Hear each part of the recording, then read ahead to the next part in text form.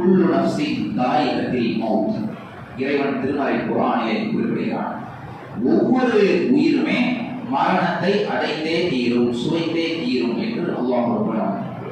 மரணம் என்பது நம்மை வந்து அடைந்தே தீரும் என்று மனிதர்கள் எண்ணிக்கொண்டாலும், மனிதர்களில் பலருடைய எண்ணங்கள், அவருடைய வாழ்க்கை முறைகள் எப்படி இருக்கிறது என்றால், இந்த மரணம் என்பது நமக்கு இப்ப வராது எப்படி நினைச்சுக்கிறாங்கன்னா, அவருடைய செயல்பாடுகள் எப்படி இருக்குதுன்னா, ஏதோ 250-60 வருஷம் உலகத்துல வாழ்ற மாதிரி. அது அல்லாஹ் ரப்பல் ஆலமீன் குர்ஆன்ல சொல்றான், அல்ஹாக்கும் முத்தகாசுர் ஹத்தா ஸுர்துல் மகாபிர். அவர்களுடைய கவனத்தை திசை திருப்பி விட்டது. இந்த உலகத்திலே உள்ள அந்த செல்வத்தை அதை திரட்டுவதிலேயே அவர்களுடைய கவனங்கள் திசை திருப்பப்பட்டு விட்டது. மௌத்தை கண்டு நீங்கள் விரைந்து ஓடுகிறீர்களோ, அந்த மரணம் உங்களை சந்தித்தே தீரும். சொல்றாங்க, எவன் மது அருந்தி நிலையில் மரணிக்கிறானோ அவன் மோமினாக மரணிக்க மாட்டான். மோமினாக அவன் மரணிக்கவில்லை என்றால் அவனுடைய மரண நிலை என்ன? நஷ்டவாளியா போய்வானா இல்லையா? அஸ்ஸலாமு அலைக்கும் வரஹ்மத்துல்லாஹி. இன்னல் ஹம்தலில்லாஹ் நஹ்மதுஹு வ நஸ்தஈனுஹு வ நஸ்தக்ஃபிருஹு வ நஊது பில்லாஹி மின் ஷுரூரி அன்ஃபுஸினா வ மின் சய்யிஆத்தி அஅமாலினா. من يهده الله فلا مضل له ومن يضلل فلا هادي له. أشهد أن لا إله إلا الله وحده لا شريك له وأشهد أن محمدا عبده ورسوله. أما بعد، فقد قال الله تعالى في القرآن العظيم والفرقان المجيد: أعوذ بالله من الشيطان الرجيم. يا أيها الذين آمنوا اتقوا الله حق تقاته ولا تموتن إلا وأنتم مسلمون. وقال رسول الله صلى الله عليه وسلم: إن أصدق الحديث كتاب الله وأحسن الهدي هدي محمد وشر الأمور محدثاتها وكل محدثة بدعة وكل بدعة ضلالة وكل ضلالة في النار. அன்பிற்குரிய ஏக இறைவனாகிய எல்லாம் வல்ல அல்லாஹ் சுப்ஹானஹு வ தஆலா நல்லடியார்களே, அல்லாஹ்வுடைய மாபெரும் கிருபையினால் இந்த ஜும்மாவுடைய நாளில் அல்லாஹ்வுடைய கட்டளையை அவனுடைய தூதர் நபிகள் பெருமானார் ரசூலுல்லாஹி ஸல்லல்லாஹு அலைஹி வஸல்லம் அவர்கள் காட்டி தந்த வழிமுறையின் அடிப்படையில் நிறைவேற்ற வேண்டும் என்கிற ஆவலோடு அல்லாஹ்வுடைய மார்க்கமான இந்த தீனுல் இஸ்லாமை அதன் தூய்மையான வடிவிலே அறிந்து அதன் அடிப்படையில் நம்முடைய வாழ்க்கையை அமைத்துக் கொள்ள வேண்டும் என்கிற உயரிய நோக்கத்தோடு நாம் எல்லாம் இங்கு கூடியிருக்கிறோம். அன்பிற்குரியவர்களே, இந்த உலகத்திலே படைக்கப்பட்டிருக்கக்கூடிய எந்த ஒரு உயிரினமாக இருந்தாலும், எந்த ஒரு படைப்பினமாக இருந்தாலும், அதற்கு அழிவு என்று ஒன்று இருக்கிறது. இந்த பூமி உட்பட, இந்த உலகம் உட்பட அனைத்தும் ஒரு நாள் அழிந்தே தீரும் என்பதை போல ஒவ்வொரு உயிரினங்களும் மரணம் என்று சொல்லக்கூடிய அந்த சம்பவத்தையும் அடைந்தே தீரும் என்று அல்லாஹ்வுடைய மார்க்கம் நமக்கு தெள்ள தெளிவாக எடுத்துரைக்கும். குல்லு நஃப்ஸின் தாயிகத்தில் மௌத். இறைவன் திருமறை குர்ஆனிலே குறிப்பிடுகிறான், ஒவ்வொரு உயிருமே மரணத்தை அடைந்தே தீரும், சுவைத்தே தீரும் என்று அல்லாஹ் கூறுகிறான். மரணத்திலிருந்து விதிவிலக்கு பெற்ற எவரும் கிடையாது, எந்த படைப்பினமும் கிடையாது. அந்த அளவிற்கு மார்க்கம் சொல்கிறது. பொதுவாக இந்த உலகத்தில் எத்தனையோ சித்தாந்தங்கள், கோட்பாடுகள் சொல்லப்படுகிறது. இதில் எந்த ஒரு சரியான வழிமுறையை சொன்னாலும் சரி, அது சரியாக இருந்தாலும் அதுக்கு ஆட்சேபனை தெரிவிக்கக்கூடியவர்கள், எதிர்க்கக்கூடியவர்கள் எத்தனை நபர்கள் இருப்பார்கள். ஆனால் ஒட்டுமொத்த மாந்தர்களும் ஒன்று கூடி அனைவரும் ஏற்றுக்கொண்ட ஒரு சம்பவம் என்று சொன்னால், இது உண்மை, இது நடந்தே தீரும், இது சரிதான், இப்படி ஒரு சம்பவம் அனைவரையும் அடைந்தே தீரும் என்பதில் உறுதியாக இருக்கக்கூடிய ஒரு விஷயம் என்று ஒன்று இருக்குமையானால் அது இந்த மரணம் மட்டும்தான். கருத்து வேறுபாடு எதுவுமே இல்லாத ஒன்றாக அல்லாஹ் ரப்பல் ஆலமீன் இந்த மரணத்தை ஒட்டுமொத்த மனிதர்கள் ஏற்றுக்கொள்ளக்கூடிய வகையில் தான் வைத்திருக்கிறார். அனைத்தும் இயற்கையில் உருவாகிறது. சூரியனாக இருந்தாலும் நட்சத்திரமாக இருந்தாலும் அந்த சராசரி எல்லாமே இயற்கை தான் அது படைத்தது. இதை இயற்கை தான் உருவானது என்று சொல்லக்கூடிய, கடவுளை மறுக்கக்கூடிய பகுத்தறிவாதிகள் என்று தங்களை தாங்களே சொல்லிக் கொள்ளக்கூடிய நாத்திகவாதிகளாக இருந்தாலும் சரி, அவர்கள் இந்த மரணத்தை ஏற்றுக்கொள்கிறார்கள். மரணம் என்பது நமக்கு ஒரு நாள் வந்து அடைந்தே தீரும், மரணம் என்பதை அடைந்தே தீரும் என்பதை ஏற்றுக்கொள்ளக்கூடியவர்கள் இந்த உடலிலே இந்த உடல் உறுப்புகள் அனைத்தும் இயங்க வேண்டுமானால் அதற்கு உயிர் என்று ஒன்று இருக்கிறது. அந்த உயிர் நம்மை விட்டு பிரியக்கூடிய அந்த தருணம் தான் மரணம் என்பதை உணர்கிறார் என்று சொன்னால், அந்த உயிர் எங்கே செல்கிறது, அந்த உயிரை கொடுத்தது எது, அந்த உயிரை பறிக்கப்பட்டது எது, அந்த உயிர் எங்கே போகிறது என்பதை ஒருவர் சிந்தித்தால், அவர் கடவுள் ஒருவன் இருக்கின்றான், அவன் தான் இந்த ரூஹை படைத்திருக்கிறான் என்பதை தெல்ல தெளிவாக உணர முடியும். எல்லாமே ஆட்டோமேட்டிக்கா வந்துருச்சு என்று சொல்வது பகுத்தறிவா? இதை இயக்குவது பகுத்தறிவா என்று சிந்தித்தால், இதை ஒருவன் படைத்து கையாளுகிறானே, கைவசப்படுத்துகிறானே என்று நம்பக்கூடிய நம்பிக்கை இருக்கிறதே, இதுதான் உண்மையான பகுத்தறிவு என்பதை இந்த மரணத்தை வைத்து கூட நாம் விளங்கிக் கொள்ளலாம். இப்படிப்பட்ட இந்த மரணத்தை பற்றி இறைவன் திருமறை குர்ஆனிலே பல விரிவாக பல இடங்களிலே நமக்கு சொல்லித் தருகிறார். எதற்காக என்றால், மரணம் என்பது நம்மை வந்து அடைந்தே தீரும் என்று மனிதர்கள் எண்ணிக்கொண்டாலும், மனிதர்களில் பலருடைய எண்ணங்கள், அவருடைய வாழ்க்கை முறைகள் எப்படி இருக்கிறது என்றால், இந்த மரணம் என்பது நமக்கு இப்ப வராது. எப்படி நினைச்சுக்கிறாங்கன்னா, அவருடைய செயல்பாடுகள் எப்படி இருக்குதுன்னா, ஏதோ இன்னொரு 50-60 வருஷம் உலகத்துல வாழ்ற மாதிரி, ஒரு 70, 80, 90 வயசுல தானே மௌத் வர போகுது, இன்னொரு 30 வருஷம் இருப்போம், இன்னொரு 50 வருஷம் இருப்போம், இன்னொரு 70 வருஷம் இருப்போம் என்பதை போன்று மரணத்தை பற்றி சிந்திக்காதவர்களாக, இன்னும் சொல்ல போனால் அந்த 70-80 வருஷம் இருப்போம், நமக்கு என்னைக்காவது ஒரு நாள் மரணம் என்பது வந்தே தீரும் என்று அவர்கள் உள்ளத்திலே ஏற்றுக்கொண்டாலும் கூட, சிலருடைய செயல்பாடுகள் எப்படி போகுதுன்னு சொன்னா, ஏதோ யுகமாக காலம் காலமாக இந்த உலகத்திலேயே இருப்பதை போன்று மரணத்தையே மறந்தவர்களாக பலருடைய வாழ்க்கை இருப்பதை பார்க்கிறோம்.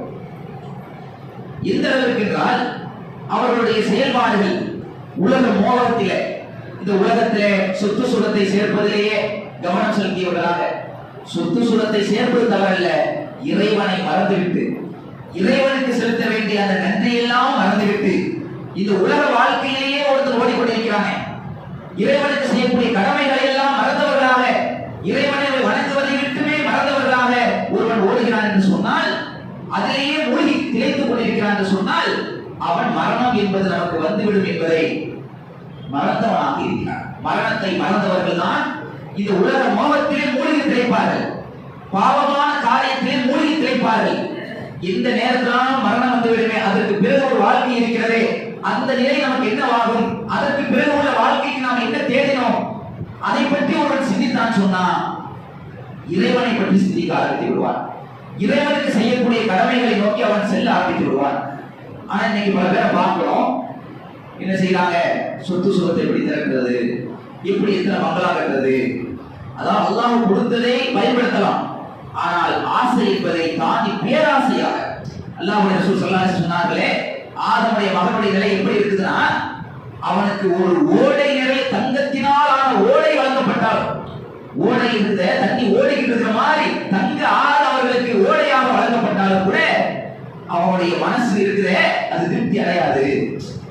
இன்னொரு ஓடை இருந்தா நல்லா இருக்குமே, இன்னொரு தங்க ஆறு இருந்தா, தங்க ஓடை இருந்தா நல்லா இருக்குமே என்றுதான் அவன் விரும்பக்கூடியவனாக இருக்கிறான்.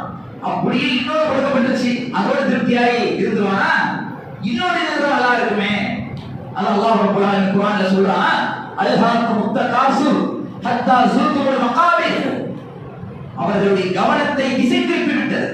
இந்த உலகத்திலே உள்ள அந்த செல்வத்தை அதை திரட்டுவதிலேயே அவர்களுடைய கவனங்கள் திசை திருப்பப்பட்டு விட்டது. எதுவரை தெரியுமா, ஹத்தா ஸுர்துல் மகாபிர், அவன் கபருக்குள்ளே போற வரை, அவன் கபருக்குள்ளே போய் மண்ணள்ளி போறோமே, அது வரையிலும் இறைவனை மறந்தவனாக அவன் செல்வத்தை தேடுவதிலேயே அவன் செய்யறான், மூழ்கி திளைத்துக் கொண்டிருக்கக்கூடிய நிலையில் இருக்கிறான் என்ற அளவிற்கு இறைவன் சொல்லி காட்டுகிறானே, அந்த நிலையில் தான் பல நபர்களுடைய வாழ்க்கை இருக்கிறதை பார்க்கிறோம்.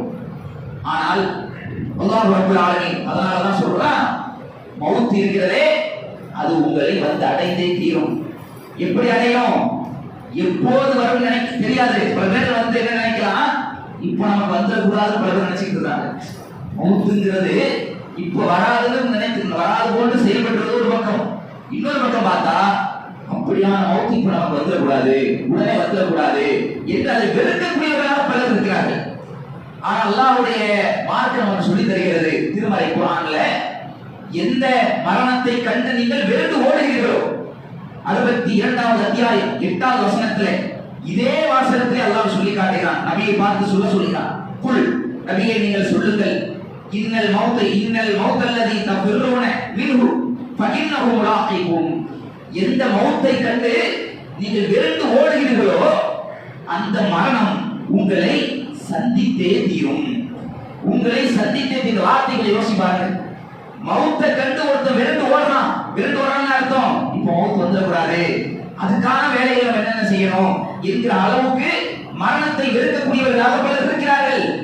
நீங்கள் எங்கேதான் ஓடினாலும் சரி, உலகத்தினுடைய எந்த மூலையில் நீங்கள் மௌத்தைக்கு பயந்து ஓடினாலும் அது உங்களை பின்னாடியே துரத்தி கொண்டு வராது.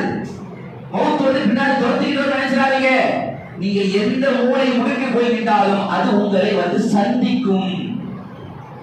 அல்லாஹ் அவர்களுக்கு விதித்திருக்கக்கூடிய அந்த நேரம் வருகின்ற போது, அந்த தவணை வருகின்ற போது அவர்கள் முந்தவும் மாட்டார்கள், பிந்தவும் மாட்டார்கள்.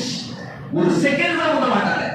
அப்படின்னா என்ன அர்த்தம்? எப்போ அல்லாஹ் நமக்கு அந்த ரூஹை கைப்பற்றுமாறு விதியில எழுதி வைத்திருக்கிறானோ அதுல வந்து அந்த நாளில் மௌத்து நம்ம சந்திக்கும். எங்கேயும் ஓடி ஒழிய முடியாது.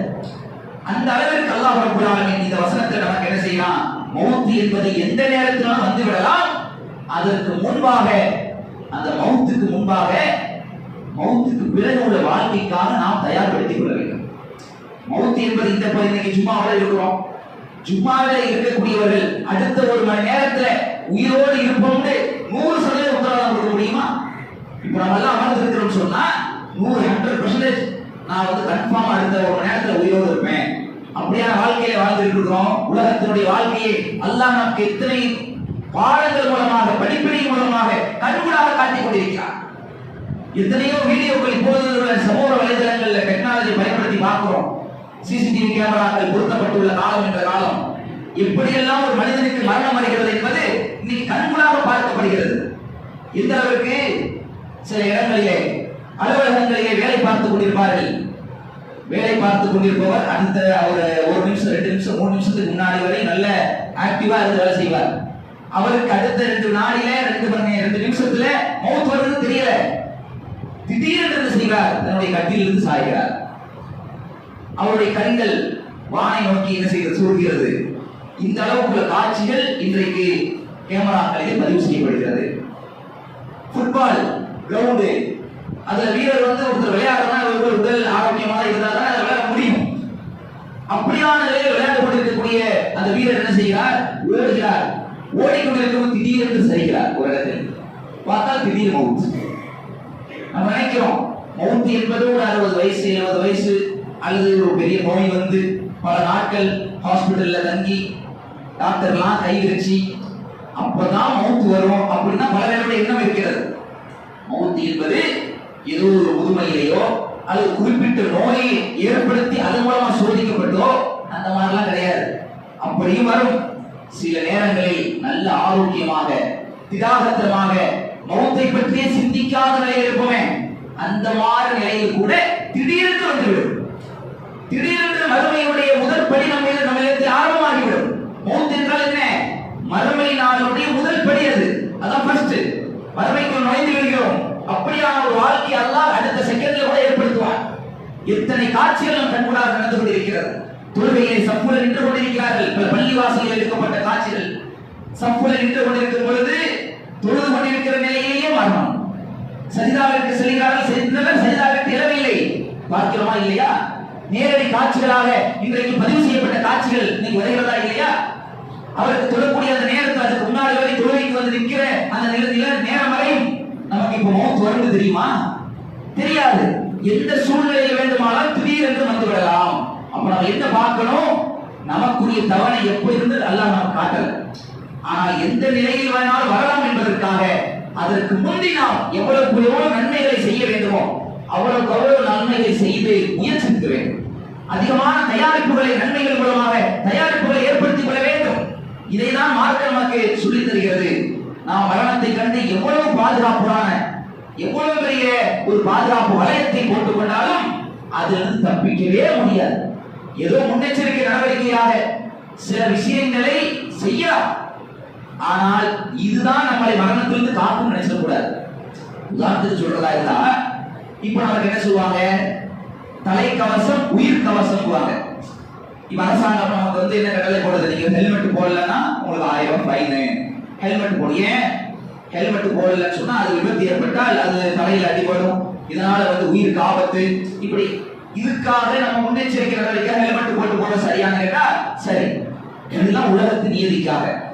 ஆனா அல்லாஹ் நாடினால் இந்த ஹெல்மெட் இல்ல, எவ்வளவு பெரிய குண்டு துளைக்காத ஒரு திரையை நம்ம மீது போட்டுக் கொண்டாலும் சரி, மிகப்பெரிய ஒரு பாதுகாப்பு வளையத்துக்குள் இருந்தாலும் சரி, நமக்குரிய தவணை வந்துவிட்டால் எந்த பாதுகாப்பும் நம்மை ஒன்றும் செய்ய முடியாது. அந்த மரணம் நம்மை வந்து அடைந்தே தீரும் என்பதை திருமறை குர்ஆனிலே அல்லாஹ் ரப்பல் ஆலமீன் இன்னொரு வசனத்தில் 4வது அத்தியாயம் 78 அல்லாஹ் ரப்பல் ஆலமீன் சொல்லி காட்டுகிறான், ஐனமா தக்கூனு யுத்ரிகுமுல் மௌத் வலவ் குன்தும் ஃபீ புரூஜ் முஷய்யதா. நீங்கள் எங்கே இருந்த போதிலும் மரணம் உங்களை வந்து அடைந்தே தீரும். நீங்க எந்த இடத்துல இருந்தாலும் மௌத் வரும். உயர்ந்த கோட்டை கொத்தளங்கள் நீங்கள் இருந்தாலும் சரி, அல்லாஹ் சொல்றார். எவ்வளவு பெரிய இரும்பு கோட்டையில் இருந்தாலும் சரி, உயர்ந்த கோட்டை, நம்ம பெரிய கோட்டை அரண்மனை இருக்கிறோம், நமக்கு சுத்தி 1000 படைகள் இருக்கிறது, முப்படை தலைவர்கள் இருக்கிறாங்க, நமக்கு எதுவும் யார் எதுவும் செய்ய முடியாதுன்னு நினைத்தாலும் மௌத் என்பது உங்களை வந்து அடைந்தே தீரும் என்பதை அல்லாஹ் ரப்பல் ஆலமீன் இந்த வசனத்தில் நமக்கு தெளிவாக கூறுகிறான் என்றால், அப்ப அந்த மௌத்துக்காக அந்த சிந்தனை நமக்கு எப்போது இருக்கணும். எதுக்கு இதை சொல்றோம்னா, மௌத் என்பது நமக்கு வரும் எண்ணம் இருந்தாலும் பலருடைய செயல்பாடுகள் எப்படி ஆயிருந்தா மௌத்தை பத்தி சிந்திக்கிறதே கிடையாது. அடுத்த நாள் மௌத் வந்துட்டா நம்ம என்ன அதுக்கு மௌத்துக்கு பிறகு உள்ள வாழ்க்கைக்காக என்ன சேகரிச்சு வச்சிருக்கிறோம், இந்த உலக தேவைக்காக சேகரிச்சு வச்சிருக்கிறோம். அதுக்கு வீடு வாசல் வாங்கணுமே, சொத்து சுகம் வாங்கணுமே, நகைகள் வாங்கணுமே, இதை பற்றி சிந்திக்கிறோமே. அடுத்த நிமிஷம் மௌத் வந்து விட்டால் இந்த சொத்து சுகங்கள் வந்து நமக்கு நிக்குமா? இந்த நகை வந்து நமக்கு வறுமையில் வந்து நிக்குமா? பாதுகாக்குமா? நம்மளை சுற்றி இருக்கக்கூடிய உறவினர்கள் வந்து அங்க நிற்பாங்களா நமக்காக? எது நமக்கு வந்து நிக்குமோ அதுக்கு நம்ம திரட்டக்கூடிய முயற்சியில் இறங்கணுமா? அமல்கள் விஷயத்தில், நற்செயல்கள் விஷயத்தில் எவ்வளவு முயற்சி எடுத்திருக்கிறோம்? இந்த உலகத்துக்காக செலவழித்த நேரத்தை விட இதற்கு எவ்வளவு நேரத்தை செலவழித்திருக்கிறோம் என்பதை ஒவ்வொருவர்களும் தன்னுடைய வாழ்க்கையோடு உரசி பார்க்க கடமைப்பட்டிருக்கிறோம். அன்பிற்குரியவர்களே, அப்ப இதற்காக தான் அல்லாஹ்வுடைய ரசூல் ஸல்லல்லாஹு அலைஹி வஸல்லம் சொல்றாங்க, கபர்களை போய் ஜியாரத் செய்யுங்கறாங்க. ஜியாரத் என்பதை பற்றி ரசூல் என்ன சொல்றாங்க? ஜியாரத் செய்வதை உங்களுக்கு நான் தடுத்திருந்தேன், இப்போது உங்களுக்கு நான் அனுமதிக்கிறேன். ஜியாரத்துல் குபூர் அப்படிங்கிறாங்க. ஜியாரத் என்றால் சந்திக்கிறது, கபரை சந்திப்பது. கபரை சந்திப்பது இன்னைக்கு வந்து ஜியாரத்தை வந்து அர்த்தத்தை மாத்தி விட்டாங்க. சில கூட்டத்துல என்ன ஆகிட்டாங்க, ஜியாரத் என்றால் தர்காவில் போய் இறந்தவர்கள்ட்ட போய் கையெழுதி துவா செய்றாங்களே, இதுதான் ஜியாரத்துங்கிற மாதிரி, தர்காவுக்கு போறதுதான் ஜியாரத்துங்கிற மாதிரி இன்னைக்கு மக்கள் ஜியாரத்தால அதான் ஞாபகத்துக்கு வரும் அப்படிங்கிற மாதிரி ஆகிட்டாங்க. ஆனா ஜியாரத் என்பதை ரசூல் ஸல்லல்லாஹு அலைஹி வஸல்லம் அவர்கள் சொன்னார்கள். எதற்காக சொன்னார்கள் தெரியுமா? நீங்கள் ஜியாரத் செய்யுங்கள், ஏனென்றால் அது உங்களுக்கு மௌத்துடைய சிந்தனையை ஏற்படுத்தும். எதற்காக ரசூல் ஸல்லல்லாஹு அலைஹி வஸல்லம் சொல்றாங்க? அங்க போயிட்டு வந்தா நாளைக்கு நம்மளும் இந்த இடத்துக்கு தான் வர போறோம். நம்ம எவ்வளவு பெரிய கோடீஸ்வரனா இருந்தாலும் சரி, எவ்வளவு பெரிய தொழில் அதிபராக இருந்தாலும் சரி, நீங்க எவ்வளவு படைபலத்தில் உள்ளவராக இருந்தாலும் அந்த இடத்திற்கு சென்று வரும்போது நாளைக்கு இந்த 6 அடி குழியை தான் நம்மளை அடக்குவாங்க, அந்த சிந்தனை வருமா இல்லையா? அந்த சிந்தனை எங்கே வருமோ அங்கே போக சொன்னாங்க ரசூலுல்லாஹ். தர்காவிற்கு ஒரு கட்டடத்தில் ஒரு தனி மனிதரை எழுப்பி மார்க்கம் தடை செய்யப்பட்ட அடிப்படையில் கட்டடம் எழுப்பி வைத்திருக்கிறார்களே, இந்த இடத்துக்கு போனா வந்து மௌத்துடைய சிந்தனை வருமா? உலகத்துடைய சிந்தனை தான் வருதா? அங்க உள்ள அலங்காரங்களும், அங்க இருக்கக்கூடிய பல்வேறு விதமான வழிபாட்டு முறைகளும், அங்க உள்ள சந்தன கூடு உருசாகளா இருக்கட்டும், அங்க நடக்கக்கூடிய ஆர்கெஸ்ட்ரா கச்சேரிகளா இருக்கட்டும், இந்த உலக மோகத்தை தான் அது ஏற்படுத்தும். ஆனா அல்லாஹ்வுடைய ரசூல் ஸல்லல்லாஹு அலைஹி வஸல்லம் அவர்கள் காட்டி தந்த வழிமுறை என்ன? எங்கே மக்களை அடக்கம் செய்வார்களோ, பொதுவாக முஸ்லிம்கள் எங்கே அடக்கம் செய்யப்படுவார்களோ, நாம் இறந்தால் எந்த இடத்திற்கு போய் சேருவோமோ அந்த இடத்திற்கு ரசூலுல்லாஹ் போக சொல்றாங்க. அந்த மாதிரியான பொதுமக்களை அடக்கம் செய்யப்படக்கூடிய இடங்களுக்கு செல்லுங்கள். சென்று விட்டு என்ன சொல்லுங்க? அங்க ரசூல் ஸல்லல்லாஹு அலைஹி வஸல்லம் ஒரு துஆவை கற்றுத் தருகிறார்கள்.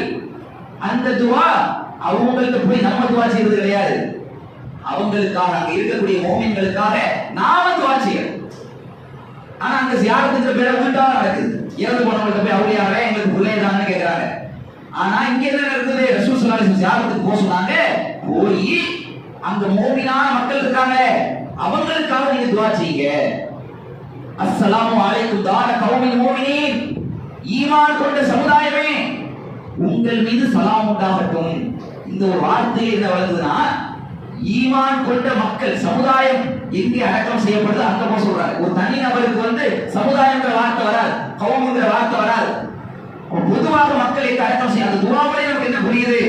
எங்கெல்லாம் மக்கள் அடக்கம் செய்யப்படுறாங்க அந்த இடத்துக்கு போறது தான் ஜியாரத். அங்க போய் ரசூலுல்லாஹ் கிட்ட இந்த வார்த்தை என்ன? அஸ்ஸலாமு அலைக்கும் தார கௌமில் மோமினீன், ஈமான் கொண்ட சமுதாயமே உங்கள் மீது சலாம் உண்டாகட்டும். இதை சொல்லிட்டு ரசூலுல்லாஹ் இன்னொரு வார்த்தையை கற்றுத் தருகிறார்கள். வ இன்னா இன்ஷா அல்லாஹு பிக்கும் வாஹிகூன், இறைவன் நாடினால் நாங்களும் உங்களை சேருவோம். எதுக்கு ரசூலுல்லாஹ் அந்த வார்த்தையை சொல்லி தர்றாங்க? இந்த வார்த்தை நம்ம சொல்லும் போது நமக்கு அந்த சிந்தனை வருமா இல்லையா? இன்ஷா அல்லாஹ் நாங்களும் உங்களை தான் சேர போறோம் அப்படின்னு சொல்லும் போது என்ன ஆகும்? மௌத்துடைய சிந்தனை வருமா இல்லையா? இந்த மௌத்துடைய சிந்தனை ஏற்படுத்துவதுதான் ஜியாரத். இதை ரசூலுல்லாஹி ஸல்லல்லாஹு அலைஹி வஸல்லம் அவர்கள் மரணத்தினுடைய சிந்தனையை ஏற்படுத்தக்கூடிய ஜியாரத்தை நீங்கள் செய்யுங்கள் என்றார்கள். இன்னொரு ஹதீஸிலே வருகிறது, தவறான ஆசைகளை தகர்க்கக்கூடிய மரணத்தை அதிகமாக நினைவு கூறுங்கள். ஒரு மனிதன் தவறை நோக்கி பாவத்தை நோக்கி செல்கிறான் என்று சொன்னால் மௌத்தை மறந்த நிலையில் தான் செல்கிறான். மௌத் என்பது நமக்கு திடீரென்று வந்துவிடும் என்று ஒருவன் நினைத்திருந்தால் பாவத்தை போய் மூழ்குவானா? மது அருந்தான். ஒரு முஸ்லீமாக இருக்கக்கூடியவனை மது அருந்தான், அவன் ஹராம்னு தெரியுது. ஹராம்னு தெரிந்த நிலையில் அவன் மது அருந்துகிறான் என்று சொன்னால் அவன் என்ன நினைக்கணும்? மது அருந்தமே, இதனுடைய போதை பல மணி நேரம் நீடிக்குமே, இந்த நிலையில் நமக்கு மௌத் என்ற அந்த சம்பவம் நம்மை அடைந்து விட்டால் நம்முடைய நிலை என்ன? ரசூல் ஸல்லல்லாஹு அலைஹி சொல்றாங்க, எவன் மது அருந்திய நிலையில் மரணிக்கின்றானோ அவன் மோமினாக மரணிக்க மாட்டான். மோமினாக அவன் மரணிக்கவில்லை என்றால் அவனுடைய மரண நிலை என்ன? நஷ்டவாளியா போய்வானா இல்லையா? மௌத்தை பற்றி ஒருத்தர் சிந்தித்தான் சொன்னா இந்த மாதிரி தீமைகள் நோக்கி செல்வதை விட்டு அவன் தடுக்கும். அதனால் ரசூல் ஸல்லல்லாஹு அலைஹி வஸல்லம் அவர்கள் மரணத்தை பற்றி அதிகமாக நினைவு கூற சொன்னார்கள். இன்னும் சொல்ல போனால் அந்த மரணத்திற்கு பிறகு உள்ள வாழ்க்கையை பற்றி அல்லாஹ்வுடைய ரசூல் ஸல்லல்லாஹு அலைஹி வஸல்லம் அவர்கள் கபருடைய சம்பந்தமாக நமக்கு பல்வேறு செய்திகள் மூலமாக விளக்குகிறார்கள். ஒரு மனிதனுடைய அந்த ரூஹ் கைப்பற்றப்படக்கூடிய நிலை, ஒரு நல்லவராக இருக்கிறார், நல்ல அமல் செய்யக்கூடியவராக இருக்கிறார் என்று சொன்னால் அந்த மரணம் வரக்கூடிய அந்த தருவாயில நமக்கு அக்கம் பக்கத்துல யார் இருந்தாலும் சரி, எவ்வளவு பெரிய உறவினர்கள் இருந்து எவ்வளவு பேர் இருந்தாலும் அவங்க யாருக்குமே தெரியாத ஒரு விஷயத்தை அவர் பார்ப்பார். யாரு? இந்த மரணம் அடையக்கூடிய அந்த மனிதர். என்ன விஷயம்? அவர் நல்லடியாராக இருந்தா அல்லாஹ் வானத்திலிருந்து பிரகாசமிக்க வானவர்களை அல்லாஹ் இறக்கிறான். அவங்க ஒளிமயமானவர்களாக இருப்பாங்க. அப்படி இறங்கி வானவ கூட்டம் எதுவரை இருக்குமா? கண்ணை எட்டும் தூரம் வரை அவருடைய பார்வை எதுவரை போகுதோ அதுவரை வானவர்கள் கூட்டம் அமர்ந்திருக்கும். அவருடைய கபருக்கான வழக்கு மௌத்தனை செய்வார். அவர் பக்கத்தில் வருவார். அவர் கையில பார்த்தா சொர்க்கத்தில் இருக்கக்கூடிய ஒரு துணி இருக்கும், சொர்க்கத்தினுடைய ஒரு வாடையை கொண்டு வரக்கூடிய நறுமணம் இருக்கும். அந்த நிலையிலே அவர் என்ன செய்வார்? திருப்தியுடனும் அல்லாஹ்வுடைய அந்த சொர்க்கத்தை நோக்கி, அல்லாஹ்வுடைய அந்த திருப்தியை நோக்கி, மன்னிப்பை நோக்கி அந்த ரூஹை வெளியேற சொல்வார். அந்த ரூஹ் ஒரு கோலையிலிருந்து தண்ணியை ஊத்துனா எப்படி இலகுவாக வெளியேறுமோ, தண்ணீரை சாச்சா இலகுவாக வெளியேறுமா இல்லையா? அந்த மாதிரி ரூஹ் அவரிடத்தில் வந்துவிடும். உடனே அவர் என்ன செய்வார்? அது பக்கத்தில் வானவர்கள் அந்த ரூஹை வாங்கி அந்த சொர்க்கத்தினுடைய அந்த துணியில கொண்டு நறுமணத்தை அதில் சேர்த்து வைத்திருப்பார்கள். கஸ்தூரி மனத்தை விட நறுமணமிக்கதாக, அந்த கஸ்தூரி மனத்தை போன்று நறுமணமிக்கதாக அந்த ரூஹ் இருக்கும். அந்த ரூஹை வானவர்கள் என்ன செய்வாங்க? அப்படி வானத்திலே கொண்டு செல்வார்கள். ஒரு நீண்ட ஹதீஸ் ரசூல் ஸல்லல்லாஹு அலைஹி சொல்றாங்க, வானத்திற்கு கொண்டு செல்லும் போது வானவர்கள் எல்லாம் என்ன செய்வாங்க? அவங்களை முதல் வானத்துக்கு போனதுமே வானவர்கள் அவர்களை வரவேற்பாங்க. இதே மாதிரி இரண்டாவது வானம், மூணாவது வானம், அப்படி 7 வானத்திற்கு அவர் மேல் அவர்கள் அழைத்து செல்லப்படுவார்கள். பிறகு அல்லாஹ் ரப்பல் ஆலமீன் அவர்களை இல்லீன் என்ற அந்த பதிவேட்டிலே அவரை பதிவு செய்ய சொல்வான். மோமின்களை பதிவு செய்யக்கூடிய அந்த ஒரு ஏடு இருக்கிறது, அந்த ஏட்டிற்கு பெயர் இல்லீன். அந்த இல்லீனில் அவர் பதிவு செய்யப்படுவார். பிறகு அல்லாஹ் ரப்பல் ஆலமீன் என்ன செய்கிறான்? அந்த உடலை அந்த உடல்ல கொண்டு ரூஹை வைக்க சொல்லிடுறோம். பிறகு அந்த ரூஹை தூக்கிக்கிட்டு போற நேரத்துல அந்த நல்லடியாருடைய ரூஹ் சொல்லுமா, அந்த உயிர் சொல்லுமா, இறைவா, அதாவது அந்த மக்களை நோக்கி சொல்வதை போன்று அவர்கள் சொல்வார்கள். எப்படி? என்னை நல்லதின் பக்கம் சீக்கிரம் வந்து போங்க, ஏன்னா அவர் நிறைய அமல் செஞ்சிருக்கிறார், நன்மையின் பக்கம் விரைய போகிறார், என்னை விரைந்து செல்லுங்க அப்படின்னு சொல்வார்கள். பிறகு என்ன ஆகும்? அவங்களுக்கு ஜனாசா தொழுகை வைக்கப்பட்டு அவங்களுக்கு அடக்கம் செய்யப்படுகிறது. அடக்கம் செய்து விட்டு மக்கள் எல்லாம் கலைந்து செல்றாங்களே, கலைந்து செல்லக்கூடிய அந்த செருப்போசை கூட அந்த ஜனாசா கேட்குமா. அந்த கேட்கக்கூடிய அந்த தருணத்திலேயே அடுத்த செகண்ட்லேயே அவர்களுக்கு விசாரணை ஆரம்பமாகிவிடும். 2 வானவர்கள் வருவார்கள், முன்கர் நக்கீர் என்று சொல்லக்கூடிய 2 வானவர்கள் அவர்கள் கேள்வியை ஆரம்பித்து விடுவார்கள். அந்த கேள்வி ஒரு 3-4 கேள்விதான். ரொம்ப பெரிய அந்த கொஸ்டின் பேப்பர் அவுட் ஆயிடுச்சு, பெரிய மறைச்சு வச்சுட்டு எக்ஸாம் வச்சு நாங்க என்ன கேள்வி கேட்கப்படுறது இல்லை, பதட்டம்லாம் அடைய தேவையில்லை. அந்த கேள்வி இந்த உலகத்தில் சரியான முறையிலே ஒருவர் அமல் செய்தார் என்று சொன்னால் இலகுவாக நம்ம பதில் சொல்லிட்டு விடலாம். உன் ரப்புக்கு, உனது ரப்பு யார்? அல்லாஹ் என்று சொல்வார்கள். நல்லடியார் அல்லாஹ் சொல்லிடுவார்கள். இன்னைக்கு உனது மார்க்கம் என்ன, இஸ்லாம் என்று சொல்வார்கள். ரசூல் ஸல்லல்லாஹு அலைஹி வஸல்லம் அவர்களை காட்டி யாருக்கு கேட்கப்படும்? இவர் அல்லாஹ்வுடைய தூதர் என்று சொல்வார்கள். இவர் எப்படி தூதர்கள் விளங்கி கொண்டாய் அப்படின்னு கேட்கும்போது குர்ஆனை படித்து விளங்கி கொண்டேன் என்று சொல்வார்கள். பிறகு அல்லாஹ் என்ன செய்வான்?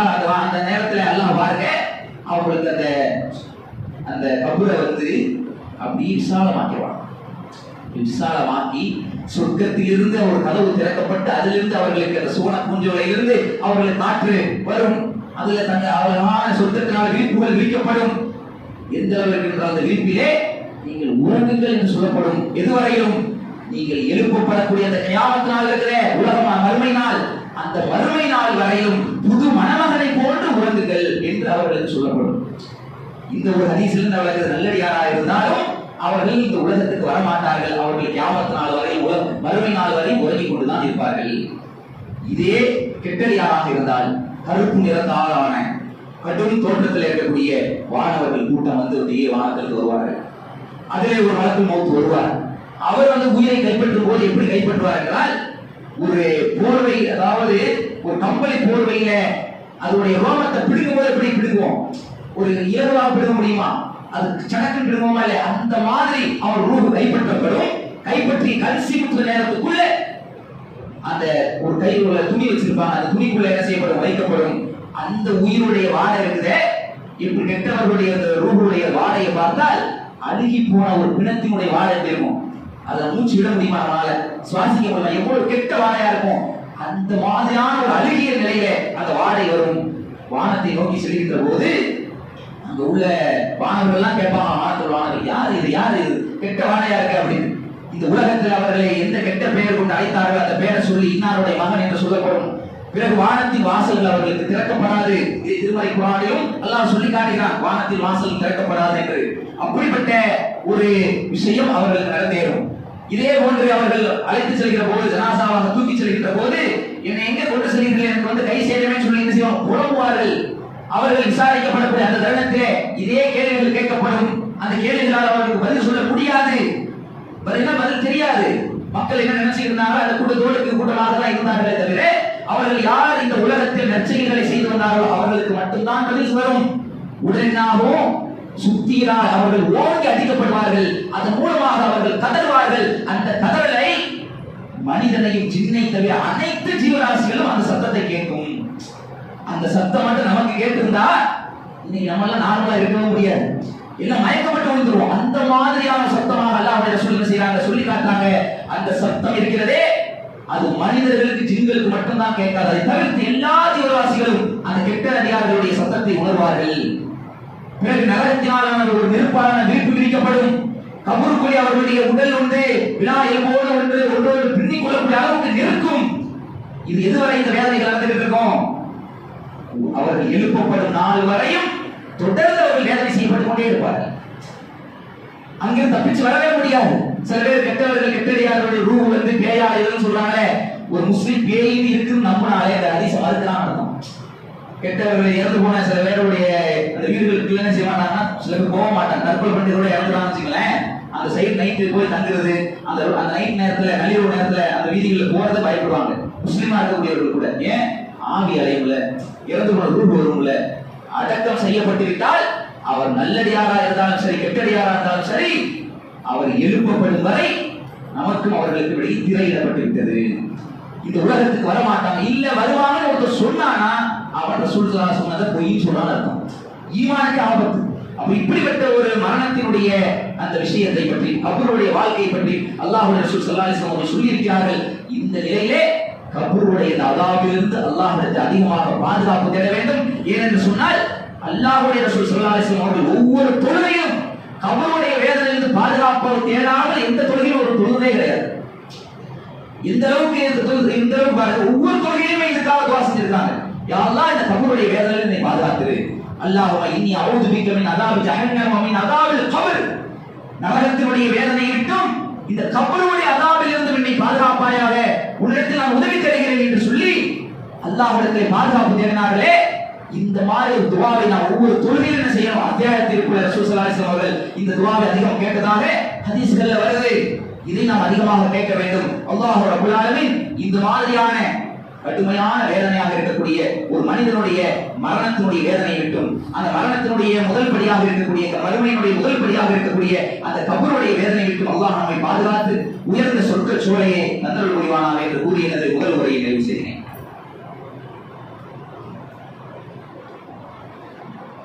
அல்ஹம்துலில்லாஹி ரப்பில் ஆலமீன்.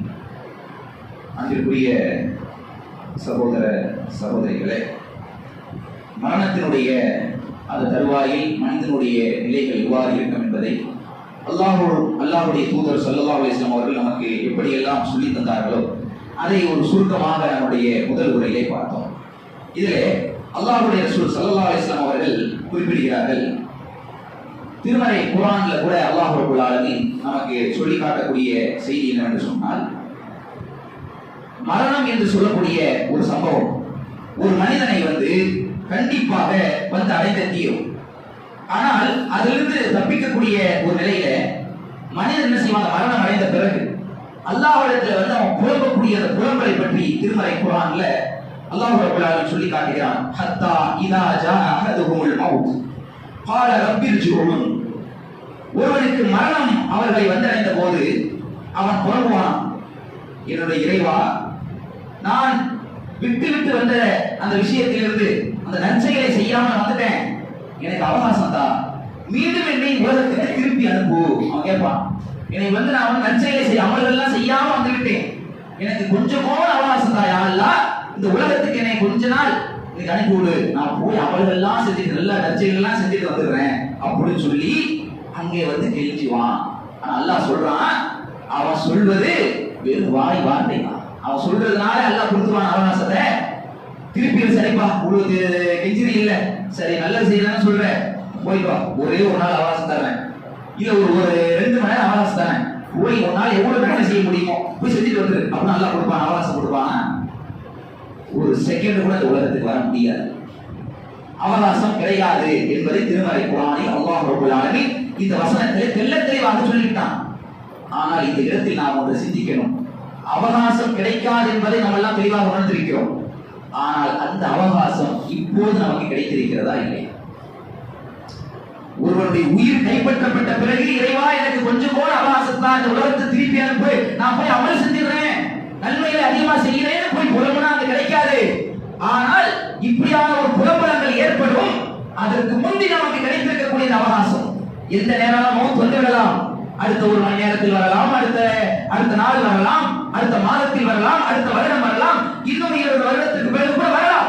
ஆனால் கிடைத்திருக்கக்கூடிய இந்த அவகாசம் இருக்கிறே, இந்த அவகாசத்தில் நம்மால் எவ்வளவு நன்மைகளை செய்ய முடியுமோ, எவ்வளவு அமல்களை செய்ய முடியுமோ அதற்கான முயற்சியை நாம் எடுக்கலாமா இல்லையா? அல்லாஹ் இந்த அவகாசத்தை இப்போ தந்திருக்கானா இல்லையா? அங்க போய் அவகாசம் தான் கேட்கறதுக்கு இங்கேயே நம்ம அந்த அவகாசத்தை சரியா பயன்படுத்தி கொண்டோம் என்று சொன்னால் இலகுவான அந்த சுவனத்தை இலகுவாக நாம் அடைந்துவிட முடியும், இன்பமான அந்த வாழ்க்கையை நாம் அடைந்துவிட முடியும். அப்படிப்பட்ட இன்பகரமான ஒரு வாழ்க்கை அடையக்கூடிய நன்மக்களாக உள்ள ரஹ்மான் அனைவரையும் ஆற்றல் புரிவானாக. வாஹித் தஅவானா அல்ஹம்துலில்லாஹி ரப்பில் ஆலமீன். அஸ்ஸலாமு அலைக்கும்.